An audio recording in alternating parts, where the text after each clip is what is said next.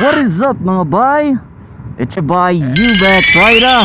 Mayong adlaw sa inyong tanan. Maraming salamat po sa inyong panonood. Napapansin nyo, meron tayong new placement ng camera angle natin. So ngayon, nakita nyo naman siguro sa thumbnail kung ano yung pag-uusapan natin ngayon. Ito po ay tungkol sa suot natin na R511 Carnage. So ito po talaga yung pinapangarap ko na helmet. Nung lumabas po ito, nung nakita ko sa Triumph JT MNL, so nakita ko yung helmet na ito. So talagang ang astig. So sabi ko, makakuha ko rin ang helmet na ito. Talagang pinapangarap ko ito eh. So yun nga, yung birthday ko, nabigla na lang ako, surprise ko ni Mrs. Bigla na lang siyang lumabas sa kwarto, tapos pagbalik, akalain nyo, R511 Carnage na pala yung dala-dala. Hindi po ito sponsored helmet, binili po namin ito. So bago natin simulan yung vlog, intro!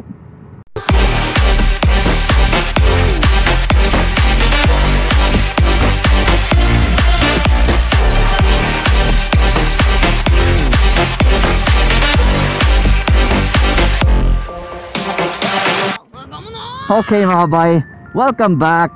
Maraming salamat po sa inyong panonood. Kung bago pa po kayo sa vlog, please don't forget to subscribe. I-click nyo po yung notification bell para updated kayo palagi sa mga bawat uploads ko. Marami po ako mga topics tungkol sa pagmamotor, yung mga tips and tutorials. Yung mostly viewed videos ko po ay regarding po sa mga legalities ng mga paghuhuli ng LTO, HPG, ng mga traffic enforcers. Yung mga maling ginagawa nila na wala guidelines ay tinuturo ko po. So check nyo lang po yung video playlist ko. Okay? So before ko po i-discuss sa inyo kung kumusta yung bang yung riding comfortability nito, papakita ko muna sa inyo yung unboxing nito. Okay? So ito po yun. Ito yun, yung helmet, unbox natin. Ayan, ang R511 Carnage Marvel MC1. So buksan natin. HJC. Yung so ito yung owner's manual. Yan, HJC sticker. Ito hinahanap ko. At ito, at another owner's manual na naman. Tanggalin natin to. Ayun. So ito, wala po itong ano sa loob, walang laman, yun lang, parang cover. Ayun.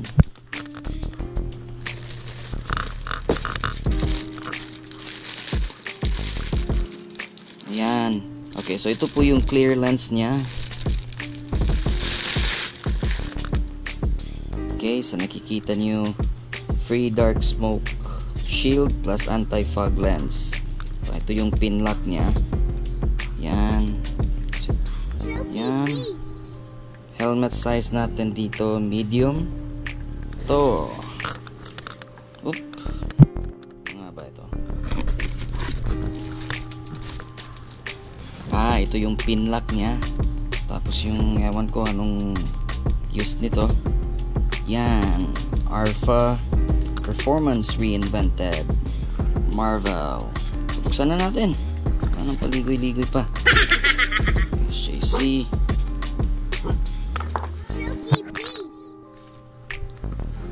Ayun. Wow.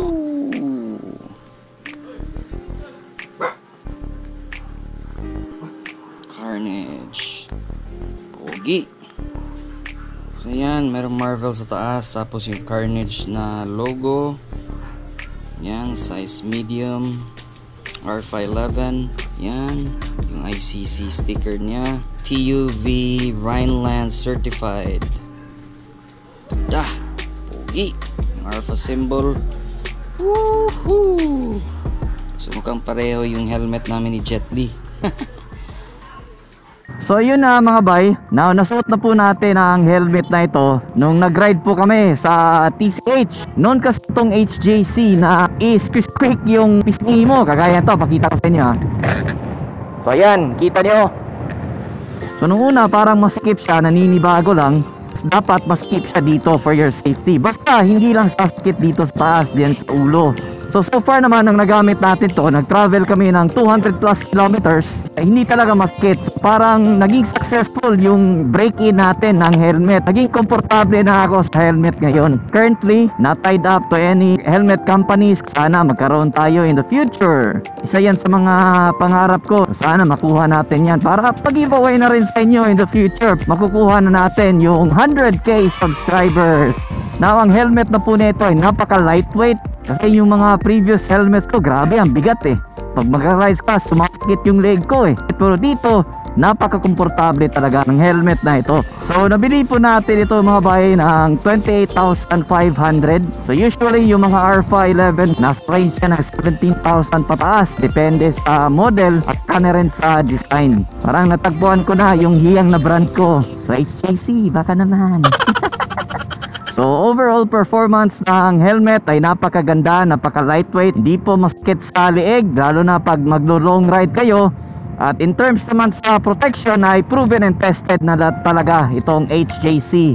Isa ito sa mga premium helmets nila, so nakakasiguro talaga kayo na napakaganda ng quality nito. So gusto ko rin i-take ang opportunity na ito na magpasalamat sa mga sponsors natin. So unang-una, thank you kay Boss Bam sa Peace H Apparel. Sinusuot natin ngayon, Ride It to Earn It. Pag pupunta kayo dito ng Cebu at meron kayong Ride It to Earn It na jersey kagaya nito, ibig sabihin yan ay meron na kayong bragging rights, kumbaga na-conquer ninyo ang Peace H at nakabili kayo ng jersey na ito. At si Mr. Dofer, yung pampakintab ng motor natin, nakakasiguro talaga kayo na di uulan. So bago ko po i-end yung vlog mga bay, ay shoutout muna sa mga bay natin na ito. So shoutout sa mga bay natin, si AJ Lucedos, Jovenito Nocelias Jr., Jeffrey Barranco, Romelo Guerrado Rivera, Mark Nel Peña, Roger Palacat, Kabong TV Official, Porkets TV, Suroy 88 Motovlog, Gabs Motovlog, Popsy Motovlog, Lekya Motovlog, at sa lahat ng mga kasamahan ko sa Cebu Motovloggers PH. Shoutout din sa lahat ng mga nanonood ngayon at advance Merry Christmas po sa inyong lahat. Okay mga bay, so maraming salamat po sa inyong panonood. Dito ko na po i-end yung vlog. Mabilis ang vlog lang po ito. Sana na-enjoy nyo ang vlog at abangan po ninyo yung mga future na mga vlogs natin. Marami pa po tayong mga malulupit na contents na gagawin, kaya mag-subscribe at i-click niyo po yung notification bell, okay? So dito ko na po end yung vlog. Maraming salamat po sa inyong panonood. I'll see you guys in the next one. Ride safe po sa inyong lahat. Stay safe. Peace to all. At daghang salamat sa inyong pagtanaw. God bless us all. Appear!